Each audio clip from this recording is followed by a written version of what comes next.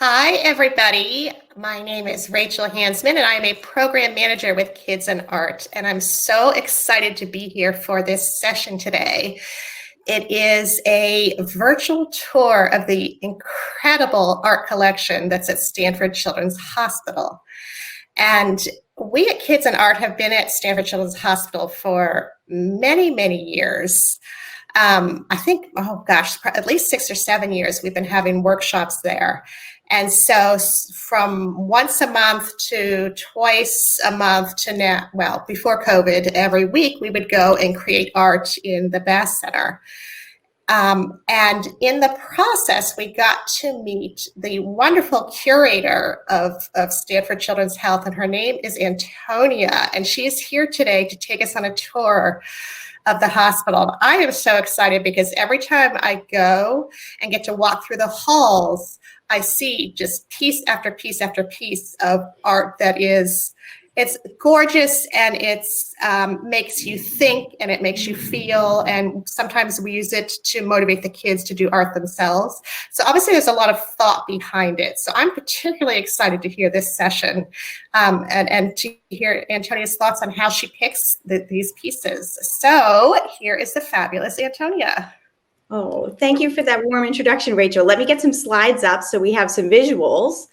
After all, we can't talk about art without visuals. So bear with me.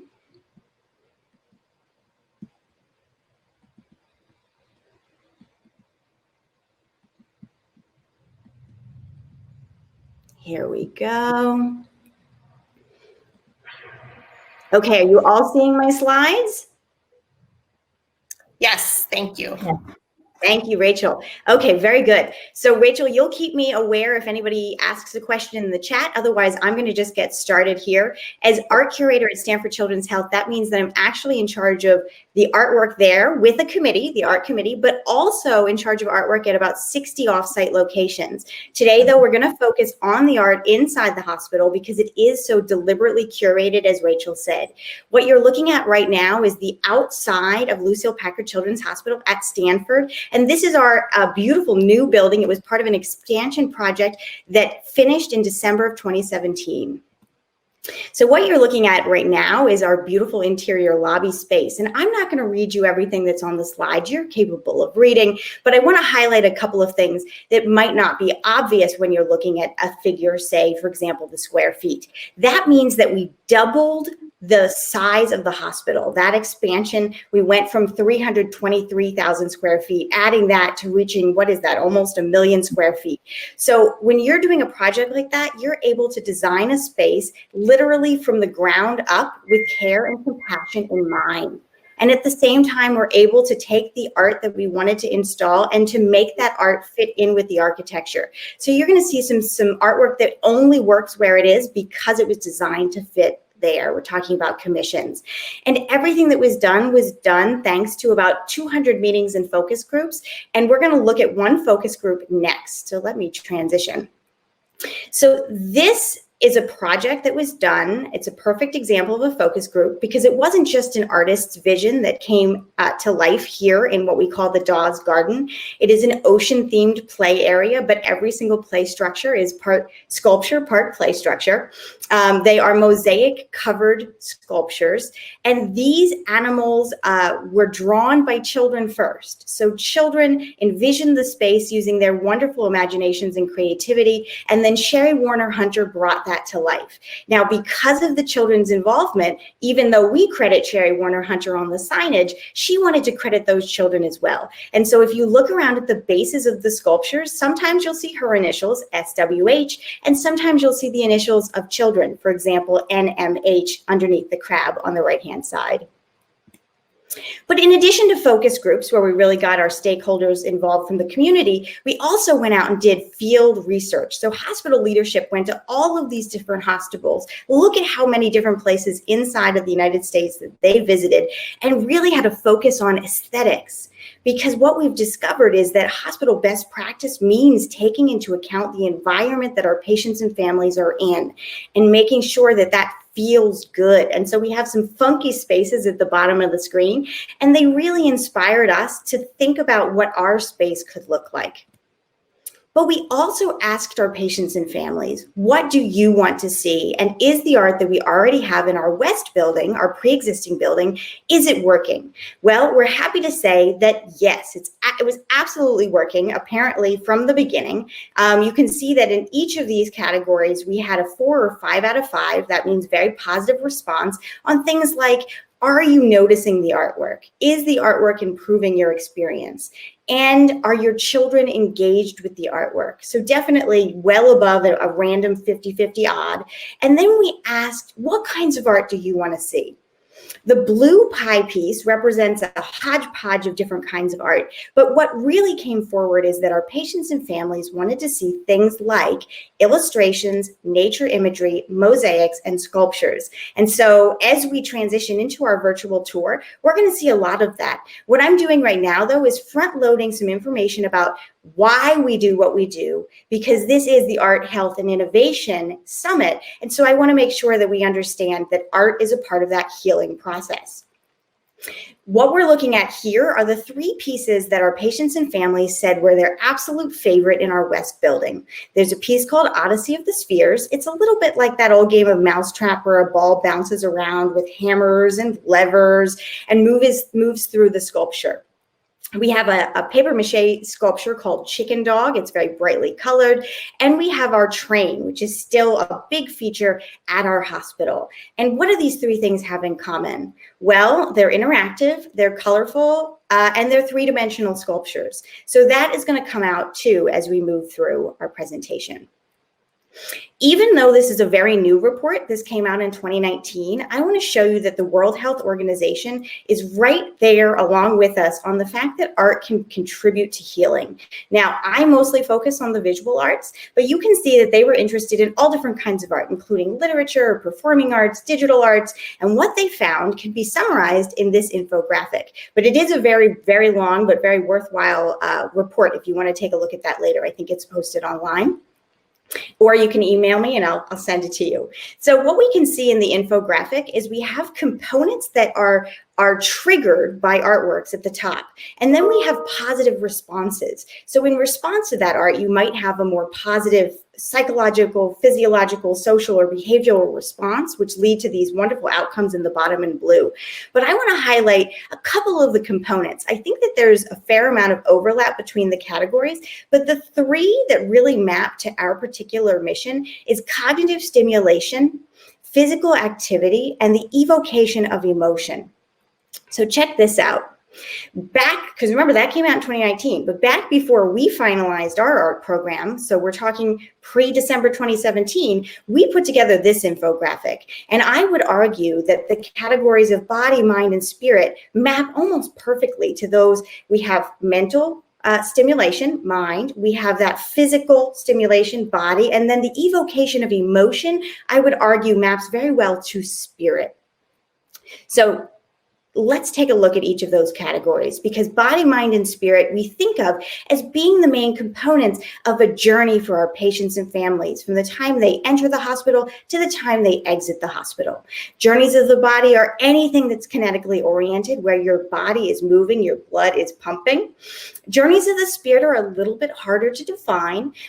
If you happen to be somebody who has faith, perhaps that would be included in your journey of the spirit. But for us, it's anything that leads to a calm emotion, a sense of peace, increased endurance or resilience on the part of our patients. And then journeys of the mind are typically educational, but for us, we also include storytelling and narrative art. So let's begin our tour. If you were pulling up outside of the hospital, you would immediately see this piece, which is titled Vault, but we call it Leaping Lucy because it's an abstracted version of our brand, which you can see on the right-hand side, Leaping Lucy. This piece moves in the wind. If you're an art history buff, it might remind you of a George Rickey, but a little bit more colorful. And this is how we greet you, right? We're saying you're at Stanford Children's Health, but we're saying it through art. As you're walking into the hospital, you're entering through something we call a half climate. Half Climate was designed by our architects because our patients and families asked for it. They did not want an abrupt entrance into the hospital, doors that sort of slam shut. Suddenly you're in and you had been out. In this case, you're outside, but there's air coming in, but you're covered from top. So you're not getting wet if it's raining. And what you're passing by are these really wonderful bronze sculptures by Pokey Park. They're built into the architecture in these architectural niches, and they're warm and welcoming. And we're going to return to Pokey later when we talk about our ambassador animals. Let's enter the lobby space. So here we have a mom and child coming up to the welcome desk, and then we're going to zip into what we call our interactive story corner. This is a digital artwork by a company called UVA. They are San Francisco based. That's OUVA. And the digital screen is going to cycle through a number of California ecosystems. So the kids are doing a physical or body journey as they're expressing themselves, moving their arms, getting the wiggles out. And in this case, they're making rainbows with their arms. But if you stand in front of the screen, it's going to cycle through some different ecosystems. So you might have an opportunity to use your arms to wipe away fog, or to dig up hermit crabs in the sand with your shadows reflected on the beach. It's a great way too for siblings to have something else to do while their brothers and sisters are getting much needed care. Now, another journey of the body can be found out in our Dunleavy garden, where we have a series of footpaths. And what our patients and families love to discover is the different animal footprints scattered throughout. And if you follow the footprints, you'll find sculptures of those animals throughout the garden. Now, another journey of the body crosses over with our journeys of the spirit, and that is this labyrinth. We actually have two labyrinths on the property, one here in the Dunleavy garden, but one also in our Ford family garden, which is exclusively for staff. We want to make sure that they're getting the care that they need too on that spiritual level.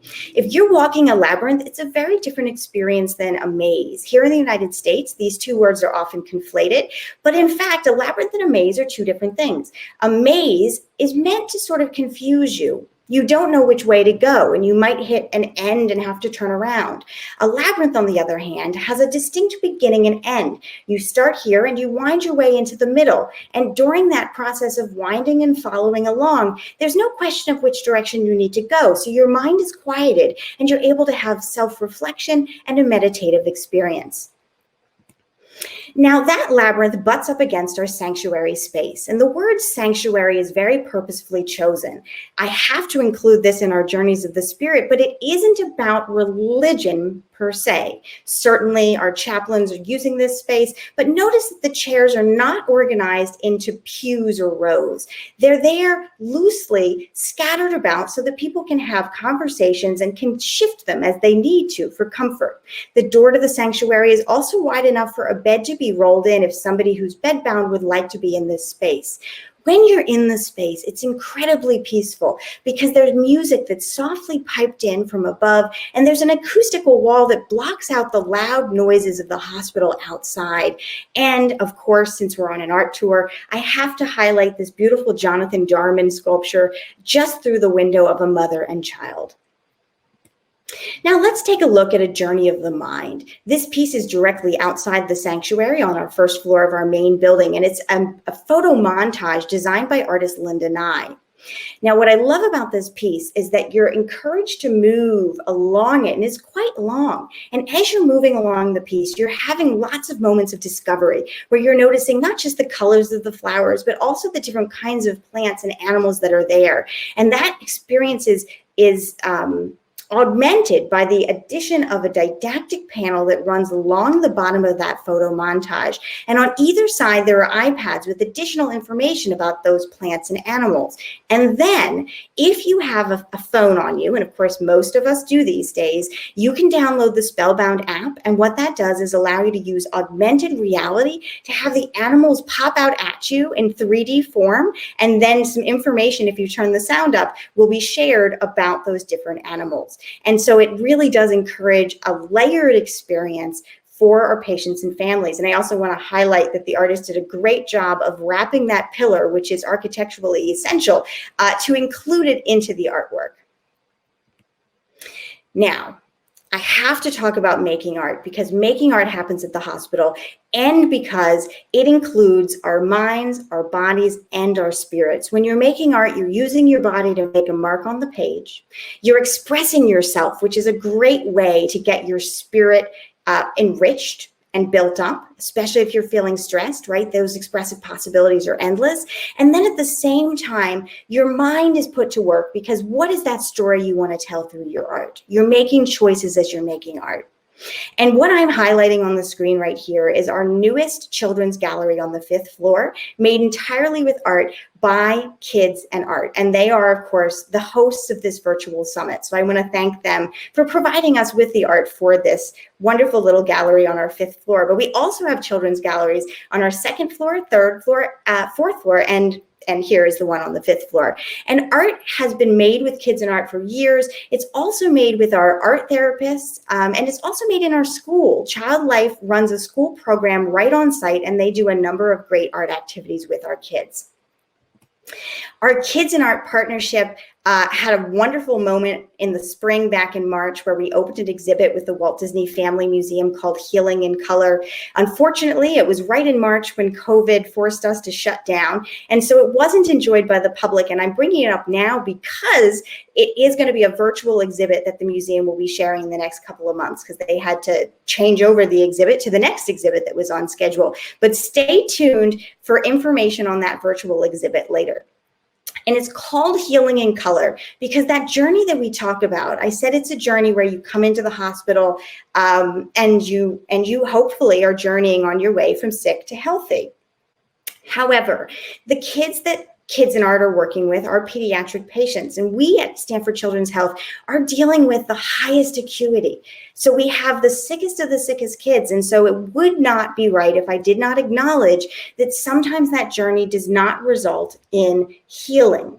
And our Serenity Room is actually an end-of-life space. And so in the case of the artwork that exists within this space, as you're approaching the Serenity Room, the art has a different job to do. The art is there to comfort. The art is there to create a sense of serenity and perhaps something almost ethereal. And this piece by Sheila Finch, she's a local artist who considers her work to be in the Impressionist vein.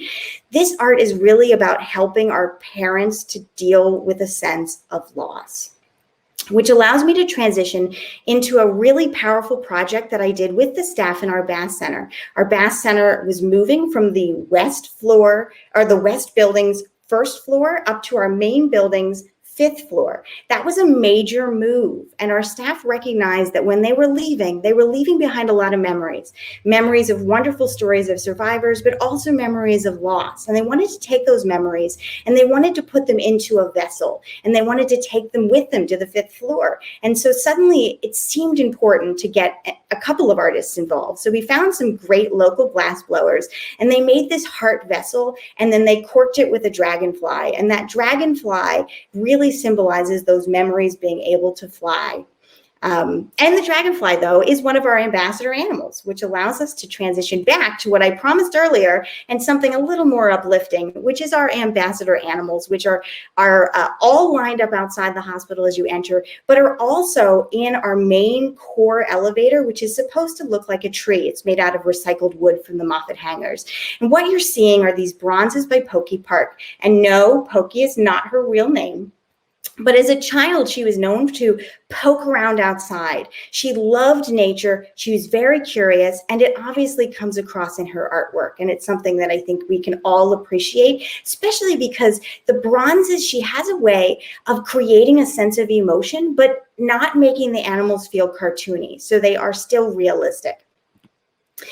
Now, they're also typically not alone. And while you might not think of it, that's a subconscious nod to the fact that when you're at our hospital, you are going to get the best care possible. And you're going to get that through a network of caregivers, but also the emotional support of your parents. So we don't have lone wolves at Stanford Children's Health. We have people who are often in pairs. And so this is a symbolic representation of that care.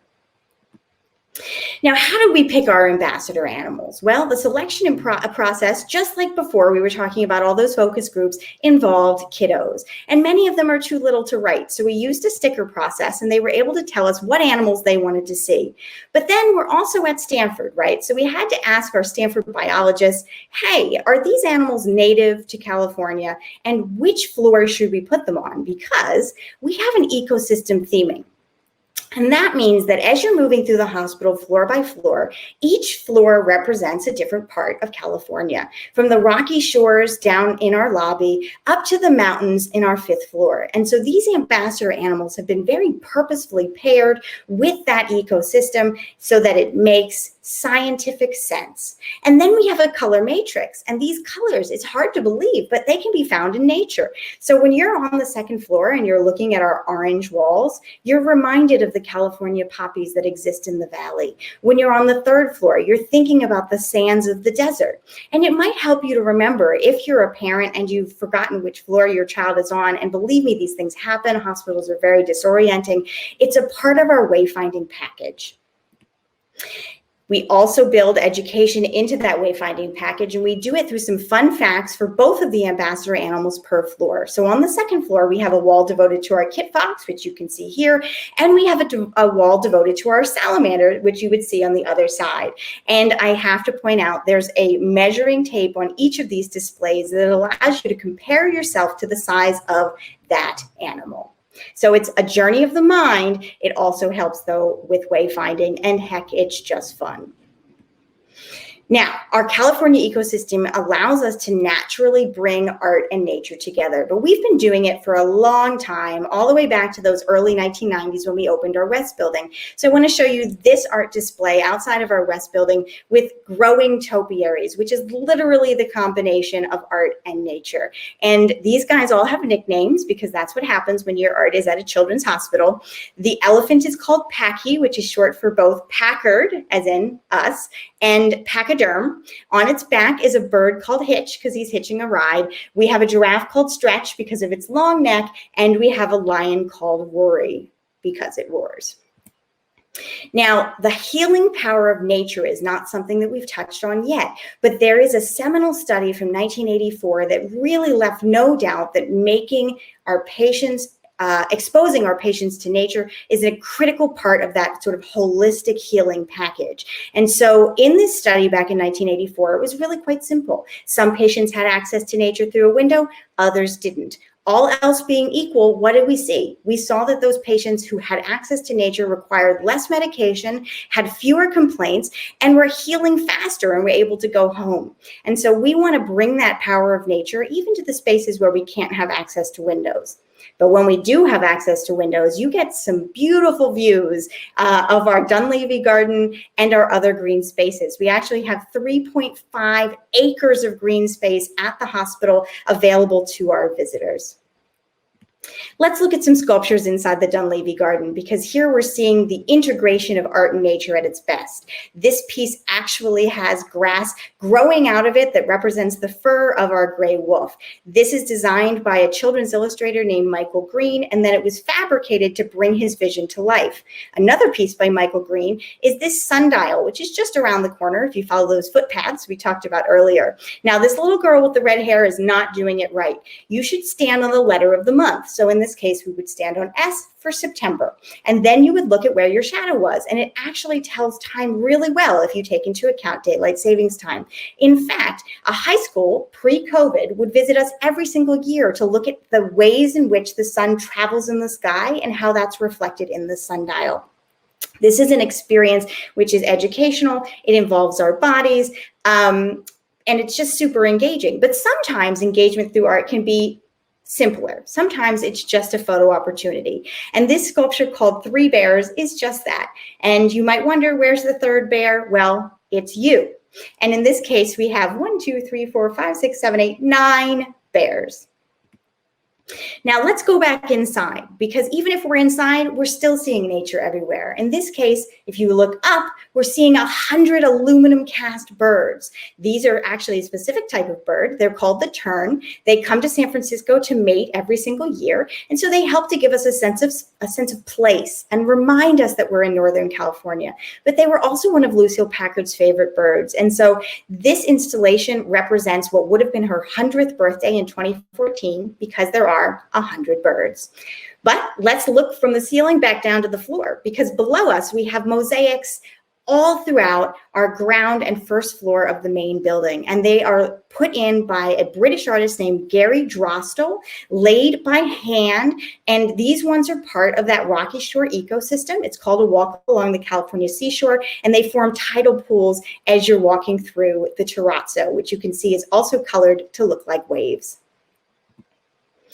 Now, something that I have mentioned just in passing is Stanford, and that's because we are the teaching pediatric hospital for Stanford University.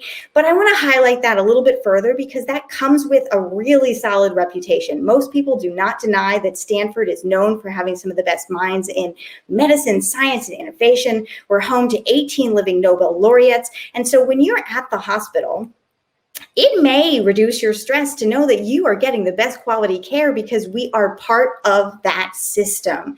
And so we're going to remind you in subtle and not so subtle ways that you're at Stanford, and that helps to build up that sense of place we talked about earlier. So when you're looking at either of these two pieces, you're going to see some landmarks that are at Stanford University's campus. Things like the Hoover Tower, the Cantor Museum, the Bing Concert Hall, the McMurtry Art Building. All of that you can find as you move around this piece called Journey Through Stanford on the left-hand side. We call it the Incrediball machine because it's made by the same guy, George Rhodes, and he now has a machine, a company called Creative Machines that makes these ball machines for people as they want them, and they make them for you specifically, so no one else has this particular piece. This is the same guy who made that Odyssey of the Spheres piece I referenced earlier. So we took that patient feedback from those evaluations and we made certain to listen to them and to put it into the new collection. Now, wayfinding we talked about earlier, and I'm putting this one right here for a very specific reason, and that's because when we are thinking about our art collection, we are holding ourselves to those Stanford standards. And so we didn't want just any old dinosaur. No, no, no. We wanted to make sure that that dinosaur made sense. And no, dinosaurs aren't around anymore, but this is one of only two kinds of dinosaurs that we know lived in what is today California. So if you were looking at Pangea, that little bit of land that broke apart and became the coast of our country, that is where the hadrosaur lived. But this hadrosaur has a little whimsy added with some bunny slippers and a Lucile Packard branded onesie. But we have our iconic wayfinding sculptures on every floor of our main hospital. So back on the first floor, we have this piece called The Mama Bear. It's by Bud Bottoms. And this little girl is running to it because it's a really popular spot to sort of nestle in her embrace, which is something we can do because we're not a museum. So people can get right up there and touch her and be near her and take a photo with her. But it's also important for that wayfinding that I've mentioned. So all the time I hear our patient navigators and other staff members who are trying to help people get where they need to go say, okay, you're going to go straight toward that bear, you're going to make a right at the bear, and then you're going to go past the train, and then you're going to make a left at the ram, and don't worry, we're going to see that ram later.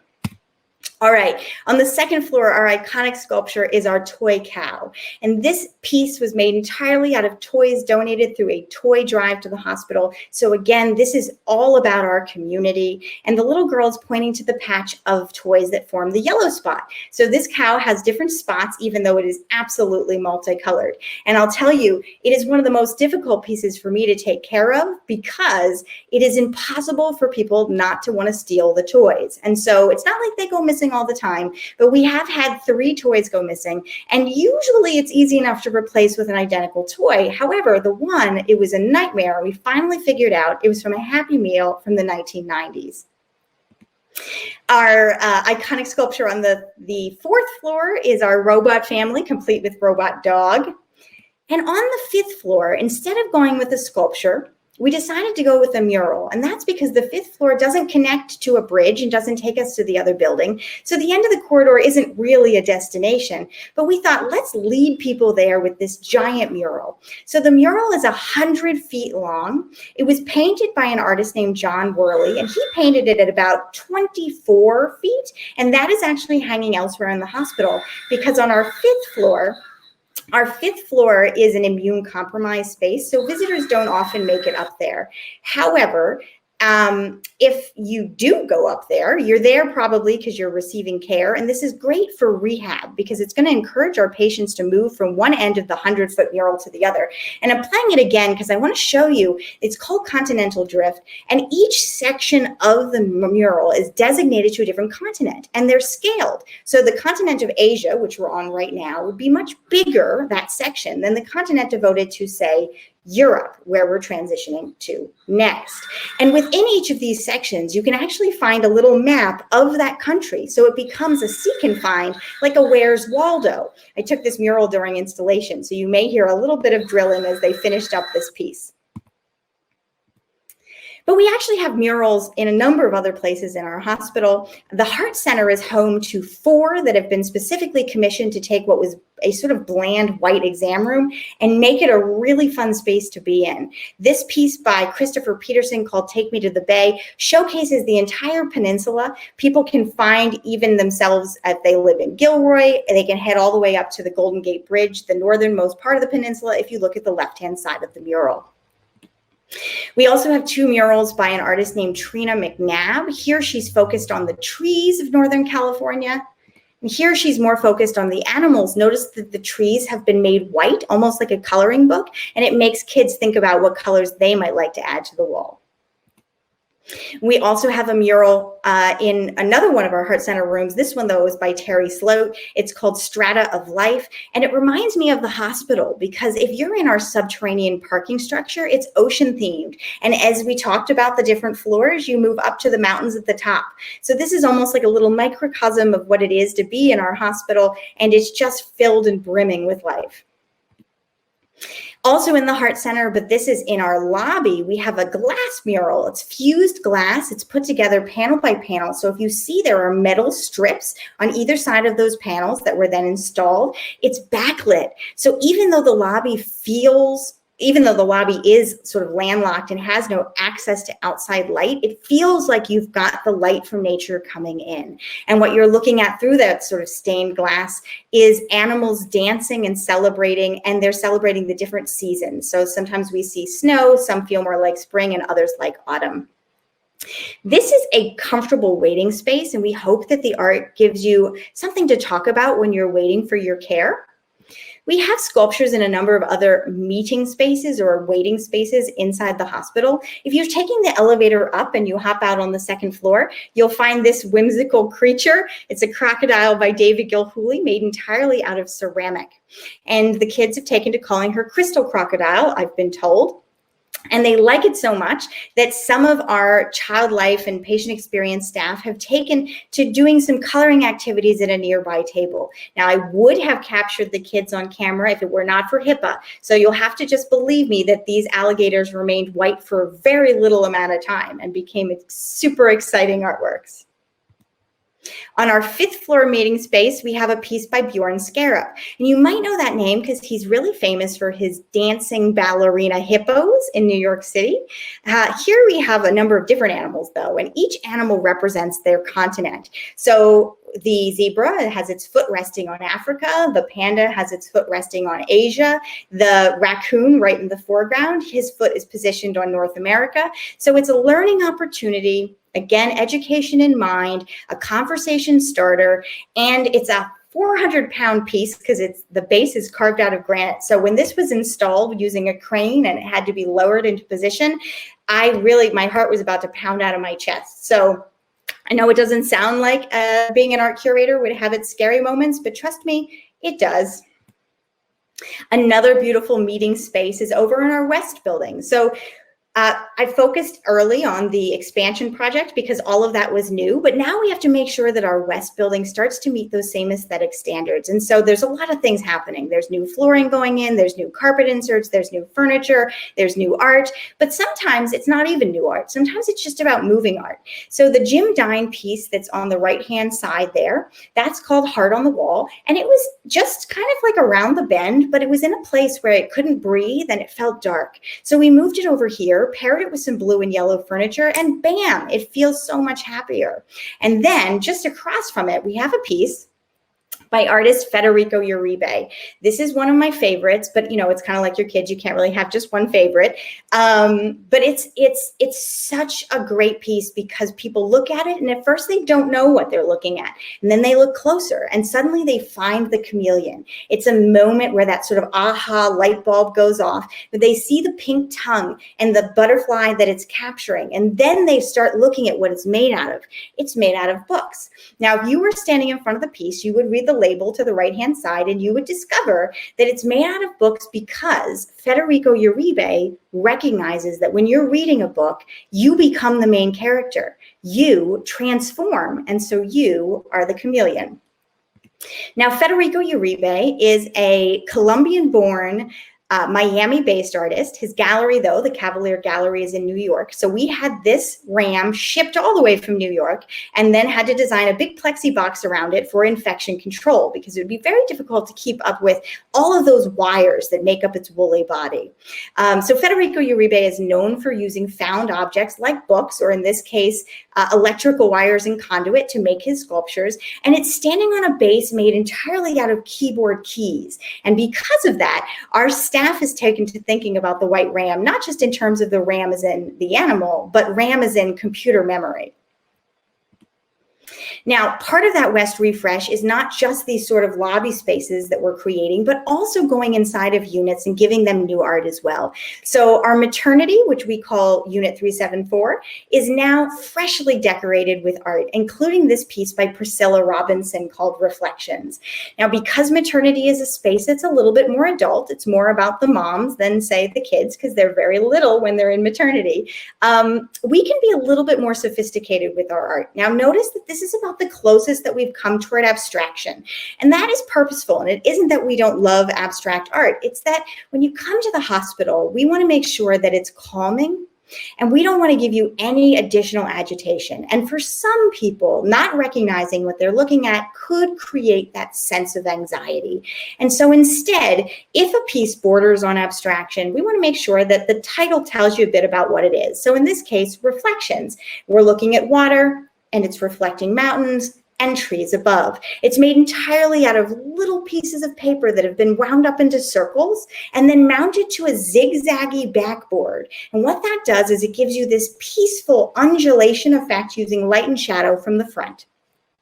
Just catty corner to that, we have another Stanford-inspired piece, and it's another mosaic. And remember, mosaics was something that our patients and families requested early on. The thing about mosaics, though, we love that they inspire touch. They're very tactile, but because of that, we have to make sure that if we're not going to put a plexi box around them, which we don't want to if we can avoid it, that they're smooth to touch. So artist Larissa Strauss drove all the way from Southern California to come up and deliver this piece to us by hand. And when she did, she was tired from the drive, but I had to say, oh, I'm so sorry, Larissa.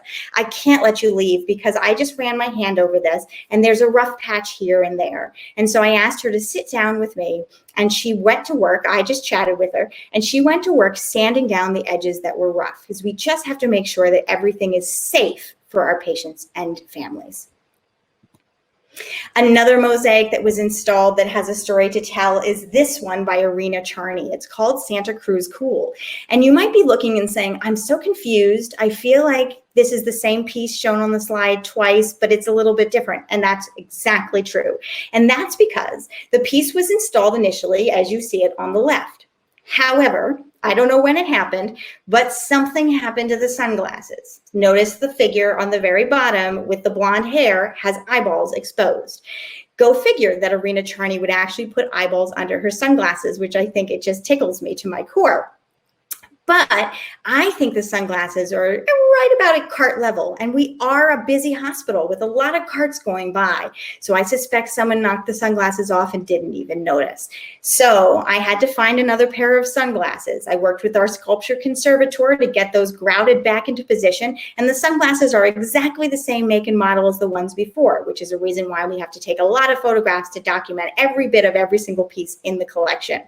But then notice that it's been flip-flopped, and that's because recognizing that carts are at that level, if I put it right back up, it was going to lose its sunglasses again in a matter of time. So instead, I had a choice. Either we put a plexi box around it, or we flip-flop it so the sunglasses are no longer in harm's way. And that's exactly what we did, because we really do want to get our patients and families as close to the art as possible, unless it's a question of infection control. And that's the case with this next piece, which required a very big piece of plexi, because canvases are not nearly as easy to clean as a mosaic is. And so in this case, we had to get a very large piece of plexi because this canvas is 8 feet wide. And I also wanted to show you this piece because it's an example of a piece that we didn't buy from a gallery or we didn't commission. It was donated to us. So when someone offers us a piece of artwork, it needs to fit in with this stringent categories and all of the considerations we've been talking about today. So we go run it past the art committee. Are we interested? And do we have a place to hang it, which is not always a given. In this case, we really wanted to take this piece by Stuart Moskowitz. We actually took 2, but we had to make sure we had a space big enough for it. And we had to make sure that it could be hung and still meet with OSHPD regulations, which is an organization that sort of governs over hospitals. And we could do it, but that meant we had to have a custom stretcher made so that it was thin enough that it wouldn't pop off the wall too much, because that's one of the things that OSHPD is looking into. If something pops off the wall too much, you have to worry about cane detection. So it needs to be thin, even though this piece is really, really wide, if that makes sense. Now, I love this piece for our patients and families. It was totally worth all the trouble because it's so exciting to look at. Every single inch of this canvas is just bursting with life, finding the animals, what musical instruments are they playing. It's just like a Where's Waldo. And I love to ask people which of the animals is not enjoying the jungle jam. It's the little butterfly up top who has his hands over his ears. And you might not see that here, but it's a fun thing to discover in front of the piece in person. And if you're somebody who's interested in how artwork is made, I know I am, this piece is done with an acrylic spray paint. And what that means is that every single one of these animals that's made needs to have a mask when he's spraying. Okay, so that could be a stencil, it could be a piece of tape, but he has to mask off the area where he doesn't want the color and build from the back up in order to give us this finished effect. Another fun piece that people love to get up close to is this piece by Peter Height, made entirely out of postage stamps. And these stamps are themed actually around medicine and science, just for us. Peter Height has become so well known for his postage stamp works that people will actually mail him stamps for him to use in his other pieces. I'm throwing in another piece just because I love it, and it reminds you that because we work with children, we like to have art that's also whimsical and playful. Hopefully you've picked up on that as we've moved through the collection. These are big bugs. Kids love bugs, and they're making circus animals out of origami, or they're making origami circus animals. Okay, but one more consideration here is that the art which an institution chooses to display should ideally reflect its cultural values and resonate with its internal and external constituents. And in this case, that cultural value is equity, inclusion, and diversity. So the piece on the right-hand side, Children of the World, which is in our collection, certainly says it all. Together we hold up the world. But how do we show our community that they're part of our art collection? Well, first of all, we have to keep track. So we have a rubric, and it helps us to keep track of the ages, genders, ethnicities, races of the people represented. But we're even looking at things like, how many dogs do we have in the collection? You'll notice the little asterisk at the bottom says that we've excluded a few things. And the one I want to highlight that we're excluding is our patient room art. And that's because even though every single one of our patient rooms has an artwork in it, we typically buy giclée prints. And that means you're getting what's on the market. And what's on the market, it's sad to say, is usually not nearly as diverse as we would like it. When we commission pieces, we're able to stress those elements of diversity that we want to see reflected for our community. And those are the pieces, thankfully, that are big, and they're the centerpiece pieces that you see in our corridors and you kind of can't miss. So we're going to just zip through some of those pieces in just a minute. But first, we also have to look at our patient demographics. We keep track of this. These are the numbers for 2019, and it reminds us who it is that we're serving. So you can see that we have a lot of Asian patients. In terms of our ethnicities, we have a lot of Hispanic patients. And so we got to get those guys in our art. And here they are playing together. We love the pieces that show that kind of community spirit and bonding. We also have religious diversity shown here. This woman is wearing a hijab. We want to stress that California is a multicultural area. Here we even have Native Americans because, of course, they were here before we were. And in terms of inclusion, we want to make sure that people know that if they have a disability, they can keep up with the rest of us, no problem. And so this fellow here is painting right along with his friends. This little lady here in a wheelchair is right on a seesaw opposite an elephant. This is a really fun piece. And this paper collage is showing that we can all be friends, including the little dog whose paper forms these great little twists and curls. I happen to love this piece. It's on our 5th floor. And we represent cultures as well. So it isn't just what kinds of people are we showing, what places are we showing. So here we're showing a Mayan market. Culturally, here we're showing a beautiful Japanese kimono, but I'm contrasting that with this piece on the right-hand side, which, while it shows diversity, couldn't be more all-American with these boys playing basketball. Lastly, we also do rotating temporary exhibits. This one we do specifically for our staff to celebrate their talent. It's an employee photography display. They submitted over 100 photographs this year. This is the 2nd iteration of this display, and we were able to showcase 26 of their photographs, which are very much in line with those things we've been talking about. Look at that whimsical dog who's jumping up in front of the sunset, but it shows them that we're proud of them. It creates pride for them and a moment of resilience for our staff who, it's hard to work in a medical environment day in and day out. Let's return to our evaluation. We started with a pre-evaluation, so we're ending with a post-evaluation. I'm not going to go through each of these, but I want to show you a marked increase across the board. And number 3 might have seemed shocking. So are you or your children engaged with the artwork when you visit the hospital or clinic? 100% of the patients who responded on the survey gave us a 4 or a 5, which again is incredibly positive out of 5. That is a 35% increase. And at first, like I said, I was surprised, but then I thought, well, why wouldn't they be engaged? Art is everywhere. It's above you, it's below you, it's around you. We also collect qualitative data through Press Ganey. I want to share with you the top quote. Wow, we were amazed by the Children's Hospital. It is beautifully decorated, comfortable, and very attractive. It doesn't feel like a hospital at all. We were impressed by the playground and the ocean theme. So this is making specific reference to that Dawes sculpture garden that we looked at, maybe back slide 3 or 4. But it doesn't use the word art or artwork because the art becomes part of everything. It's just part of the hospital. And so when I'm looking for feedback, I can't just skim for the word art. Now, when we have a vaccine and we're no longer during COVID, I encourage you to come back and see our art collection in person. There's nothing like it. We have art and garden tours monthly with our horticultural supervisor. But in the meantime, we've uploaded about 100 different artworks to our art collection selections part of the website. You can reach the website at art.stanfordchildrens.org. And if you can't remember that, please send me an email. And now I'm going to open up the floor to questions. Thank you. Thank you, Antonia. I'm going to let Rachel. Rachel is mute. Rachel, I'm going to let you do the Q&A. I'm going to go and set up for the next session, which is a child life panel, and it's going to be on Zoom. But I just wanted to say one thing, Antonia. I couldn't leave before saying this, that the 3 images you showed in the beginning from the old hospital, my son Ame was at Lucile Packard Children's Hospital, and we spent 6 years in and out of the hospital. And those 3 pieces were part of his and his older brother's life. We spent so much time by the train.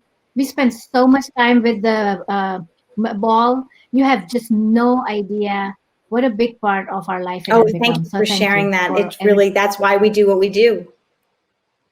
That's great. Now, am I off of mute now, Purvi?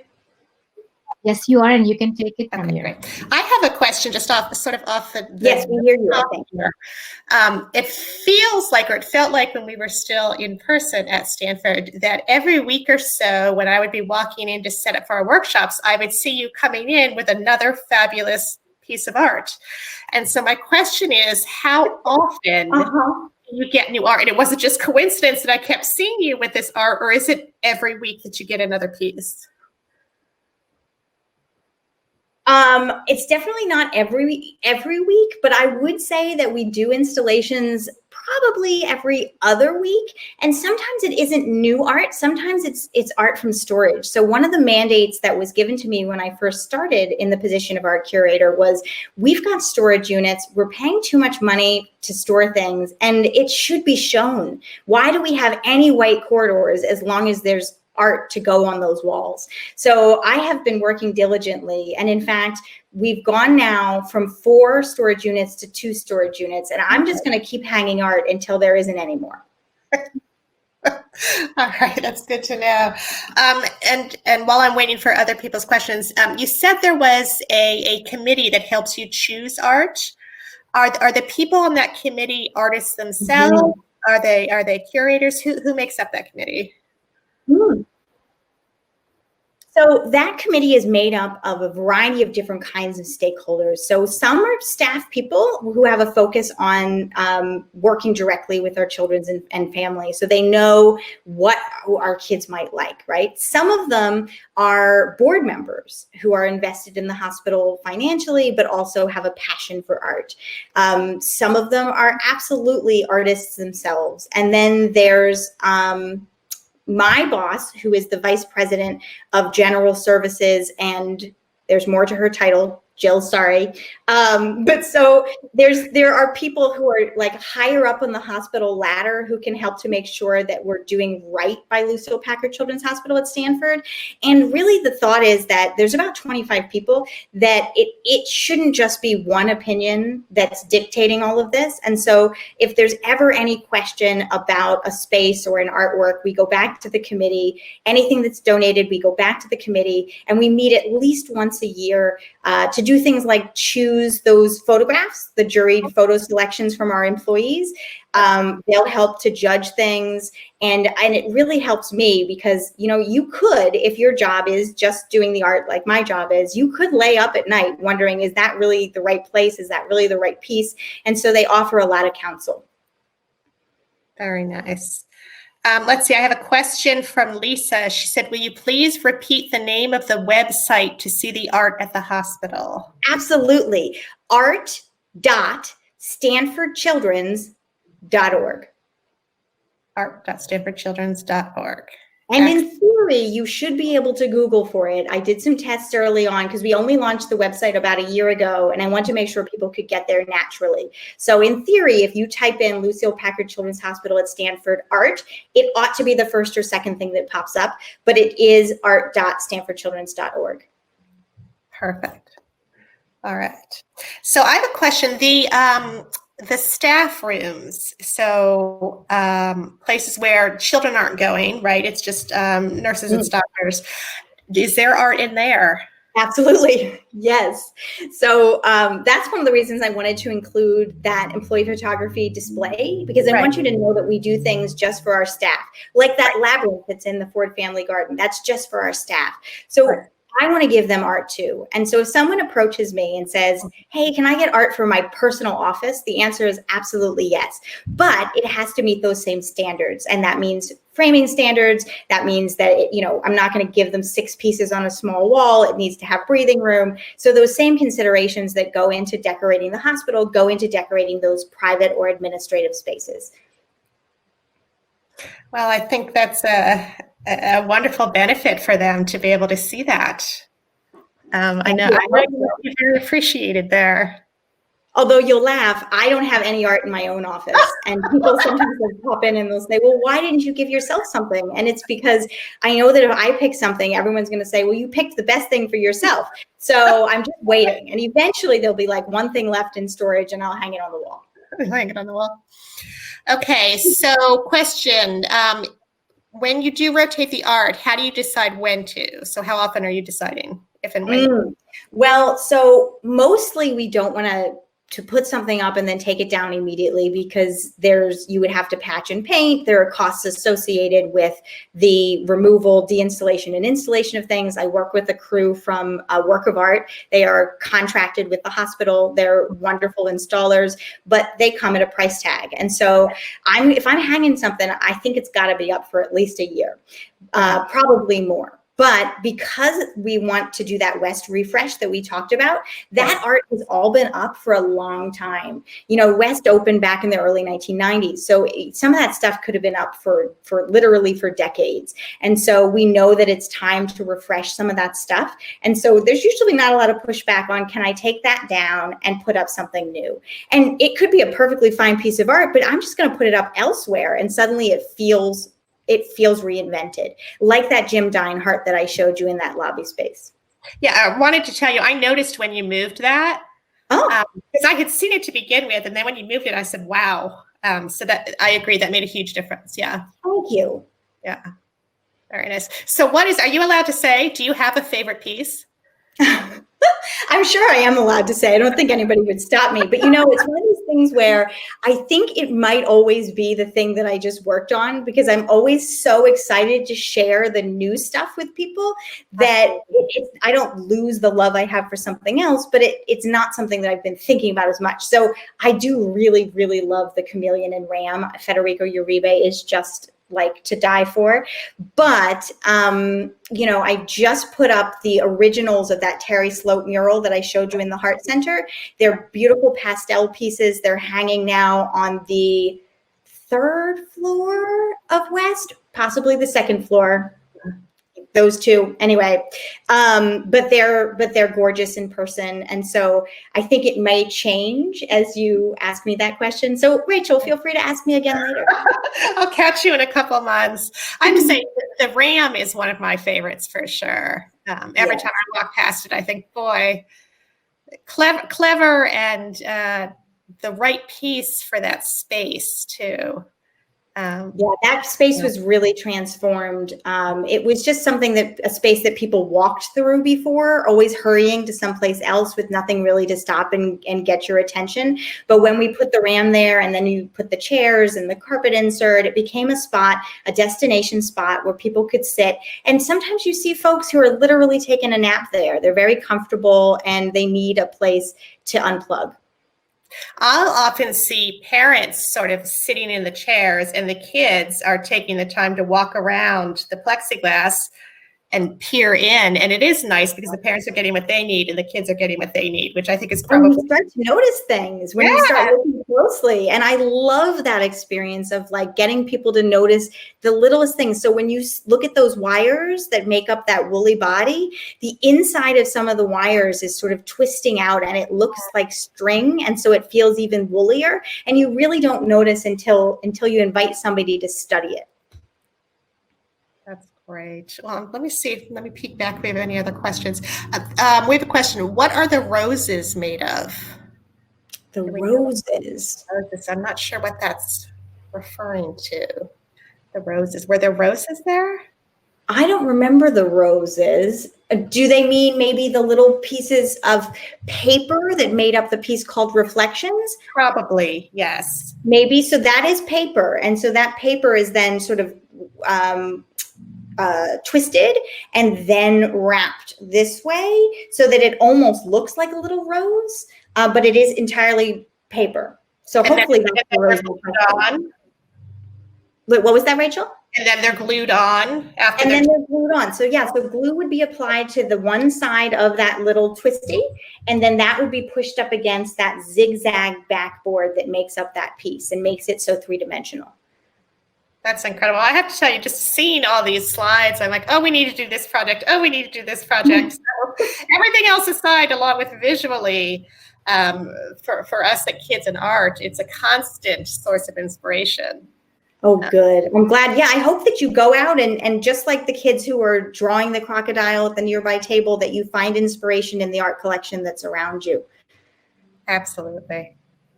All right. Well, I think if we don't have any more questions, that I'll let everybody know we have our Child Life panel in a couple of minutes. But we want to say thank you so much to Antonia. This was amazing. Oh, thank you so much. It was my pleasure to be here today. Absolutely. Take care. Bye. Bye. Bye, everybody. Hi, my name is Bianca Levan, and I'm chair of the Artist Committee for Kids and Art. If you liked the video that you just watched, please consider donating by visiting kidsandart.org/donate.